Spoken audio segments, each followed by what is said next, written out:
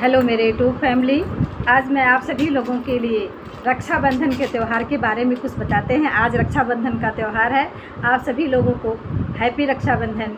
और रक्षाबंधन मनाया क्यों जाता है, कब मनाया गया है, कब से शुरू हुआ है, यह किसने शुरू किया है ये रक्षाबंधन का त्यौहार। ये पवित्र रिश्ता बहन और भाई का रिश्ता है और ये सावन के पावन महीने में होता है। सावन के आखिरी दिन पूर्णवासी को होता है ये रक्षाबंधन सूत्र जो आप देख रहे हैं। ये रक्षाबंधन बहुत ही बड़ा प्रेम का आधार है। प्रेम इसमें, इसके सूत्र में प्रेम को प्रयोग के रखा गया है।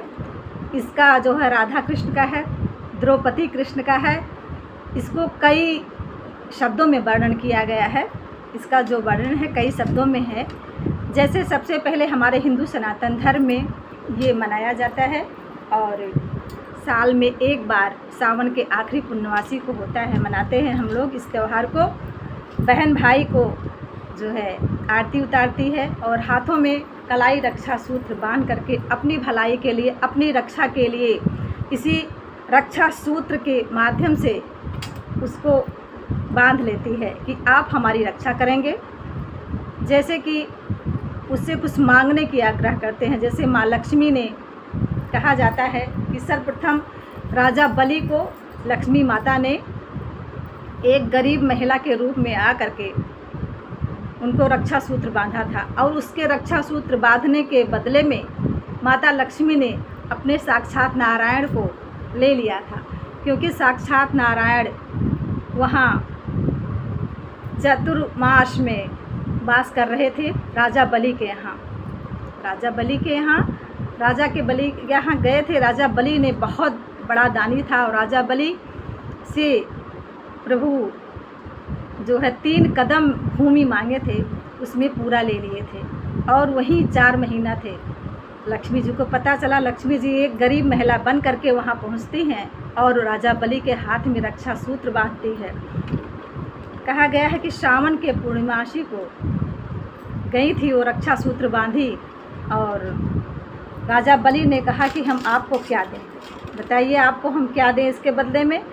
लक्ष्मी माता कहती हैं कि आपके पास तो बहुत कुछ है। उन्होंने कहा कि नहीं, हम सब दान दे चुके हैं, मेरे पास दान देने के लिए अब कुछ भी नहीं है। माता लक्ष्मी ने कहा कि आपके घर में निवास कर रहे हैं मेरे नारायण, अपने रूप में आ गई वो और कहीं कि मुझे प्रभु चाहिए।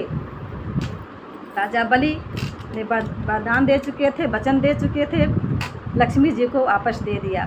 और दूसरी कहानी है कि द्रौपदी को जो है, जब कृष्ण जी के उंगली में चोट लगी थी तो द्रौपदी ने अपने दुपट्टे को, आंचल को फाड़ करके कि कृष्ण जी की उंगली में लपेटा था।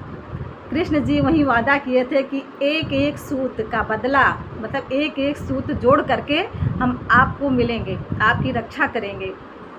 और कहा गया है कि कृष्ण जी द्रौपदी को बहन के रूप में जब कृष्ण जी पुकारती हैं, जल्दी से आओ मनमोहन, बदनाम न हो रक्षा बंधन, जल्दी से आओ मनमोहन, बदनाम न हो रक्षा बंधन। कृष्ण कन्हैया आ गए ऐसे ही मौके पर, धर्म की ज्योति बुझ न सके तूफान की झोंके से, उसे क्या कोई मिटाएगा जिसे भगवान बचाएगा। धर्म की आंधी, धर्म की ज्योति बुझ नहीं सकती तूफान की झोंके से, उसे क्या कोई मिटाएगा जिसे भगवान बचाएगा। समय की आंधी बुझ नहीं सकती, समय की आंधी झुक नहीं सकती किसी के रोके से, धर्म की ज्योति बुझ न सके तूफान की झोंके से, उसे क्या कोई मिटाएगा जिसे भगवान बचाएगा। ये रक्षा सूत्र उसको भी माना जाता है। इस कलयुग में तो बहुत सारी जगह बहुत इसकी कथा है और बहुत रूप में रक्षा करने वाले रक्षा किए हैं। जैसे द्रौपदी कृष्ण की तो बता ही दिए हैं, और माता लक्ष्मी बलि के हाथ में रक्षा सूत्र बांध करके और अपने नारायण को लेकर के वहाँ से चली जाती हैं स्वर्गलोक में। 4 मास के लिए वो शयन कक्ष के लिए चले जाते हैं पातालपुरी में, तो उनको लेकर के आती हैं माता लक्ष्मी। वैसे ही ये मनाया गया है, बहन अपनी रक्षा के लिए अपने भाई के हाथों में सूत्र बांधती है और अपनी कामना करती है, क्योंकि इस सूत्र का मोल बहुत बड़ा है। ए न समझो कि रेशम का तार भैया, ए न समझो कि रेशम का तार भैया, एह राखी का मतलब है प्यार भैया, मेरे राखी का मतलब है प्यार भैया। दुनिया में सबका मोल है, इसका कोई मोल नहीं। ये तो तुलती है, ये तो तुलती है, ये तो तुलती है रेशम की भार भैया, ये तो तुलती है प्यार की भार भैया, मेरे राखी का मतलब है प्यार भैया। ए न समझो कि रेशम का तार भैया, मेरे राखी का मतलब है प्यार भैया।